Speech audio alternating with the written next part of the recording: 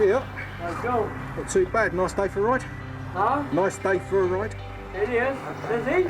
Hey, but we were riding in the morning. It was real cold. It's 36. Yeah, well, that's... Real cold in the morning. Oh, you've only got yourself to blame for that. It took off to ride loose. Yeah. They'll warm up soon. Yeah. What's going on, everyone in YouTube? Well, this is the Cockney biker. I hope you're all having a fantastic day. I know, it's been a while. Miss me? Well, I'm back, bestowing upon you some wisdom of a 30-year veteran on the saddle.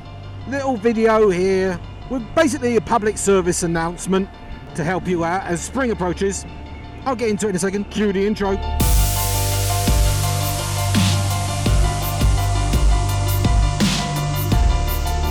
Yep, spring is coming.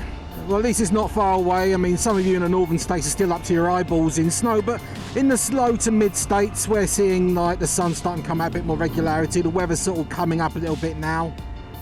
You know, heading up through the 50s and touching on 60s and all that, which isn't a bad thing. No one likes it to be too hot. So I'm taking Cherry out for a little bit of a spin. That's Cherry, my BMW K1600gtl. Though I've taken the panniers and the top box off it because I like it in the sporty setup. Things like a freight around corners. So as the weather starts to warm up, obviously you're going to start seeing more and more motorcycles on the road. And no doubt some of you bikers who watch this channel, you're taking the covers off your bikes, blowing the dust off them, and getting ready to go for the first ride of the year, or at least like the first decent ride of the year. Now, a few things that really need mentioning while you're doing that. Something to do with your bike, some of it to do with the overall safety feature of a rider in the beginning part of the year. And when you're taking your bike out from hibernation, you know, do treat it like hibernation. You know, the bike's going to be a bit weird. It's going to be like a bit of a clumsy starter. It might take you several attempts.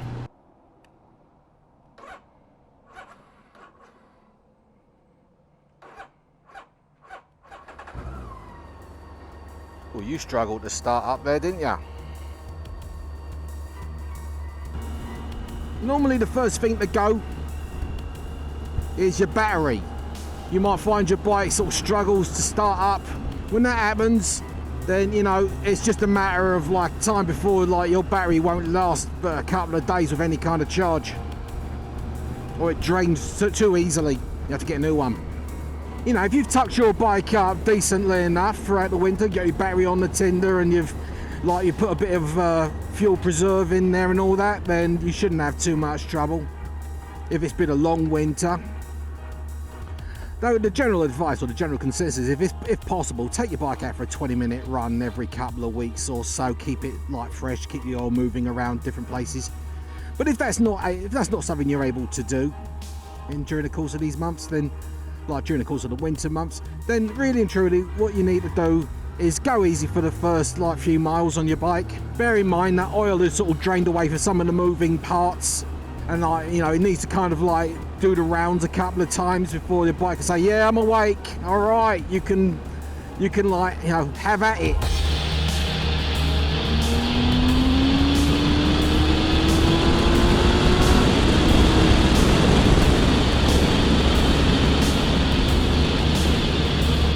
Yeah, I kind of ventured onto the single yellow line now when I did that overtake. Other things to kind of look out for when you first like getting your bike out into the open. Filth. Don't pull that in front of me. Yeah, check your brakes, check your tyre pressures. Now, obviously, over like winter months, you know, you lose pressure in your tyres. I mean, you lose pressure anyway, but you know, when it gets cold, the air condenses, or like, you know, air shrinks a little bit, or it starts leaking through the rubber. But also check the rubber on the tyres as well. You don't want to see any cracks or signs that it's kind of the rubber's knackered. Actually, it really shouldn't be called rubber. It's a special composite material that they make now, and that's why they're so flipping expensive. Check all your lights and the bulbs. Check that like nothing is kind of rusted stiff.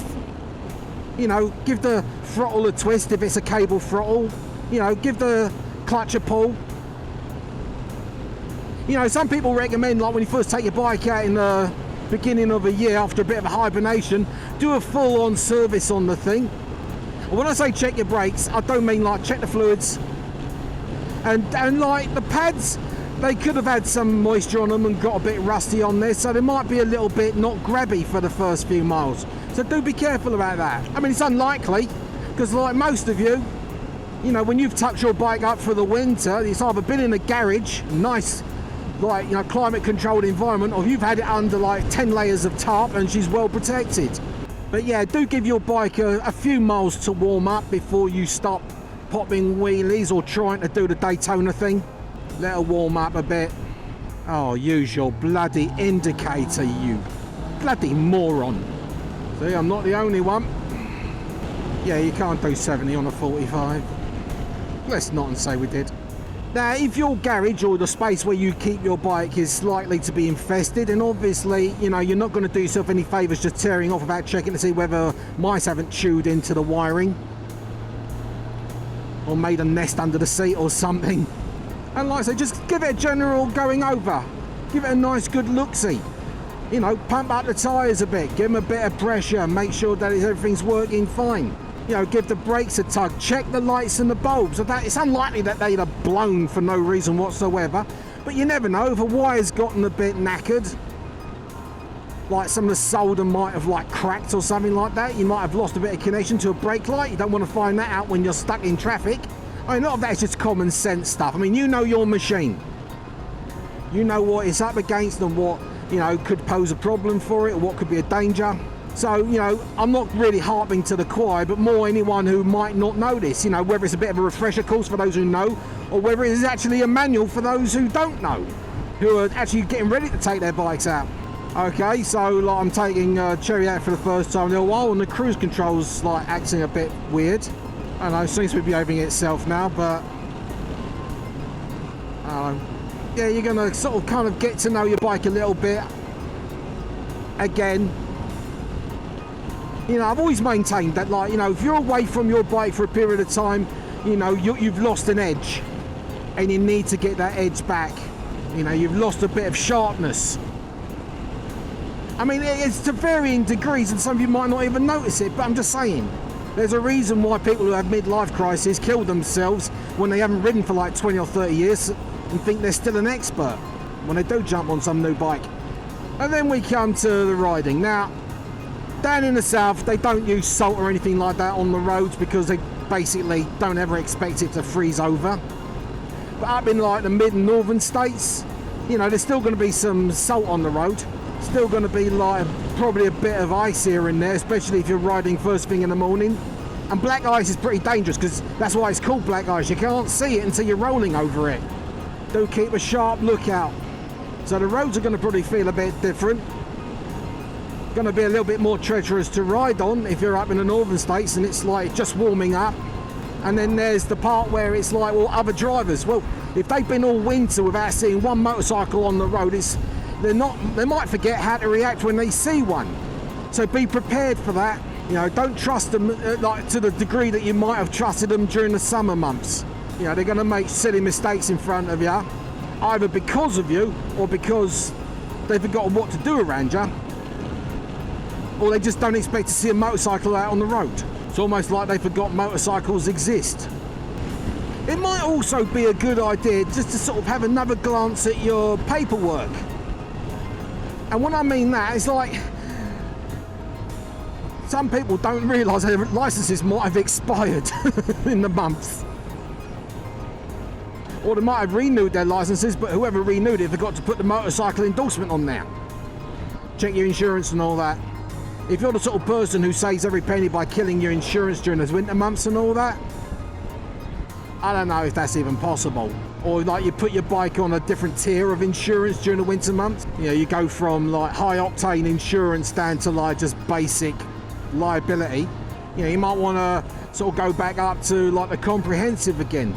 You know, if you're the sort of person who wants to keep a warranty on your bike, check and make sure your bike's still under warranty. For the first month or so, just go easy. Don't rip the arse out of it. Get to know your bike again, get to know the roads again as a rider. Otherwise, you know, welcome to spring. I hope you have a fantastic time. You got a vacation planned? You're going to go to the Taylor Dragon or the Three Sisters or something? I don't know. I want to visit like Yellowstone. Do a nice vacation up that way. It's going to be a hell of a journey though, so we'll have to see how it goes. I mean, there's so many places you can go touring.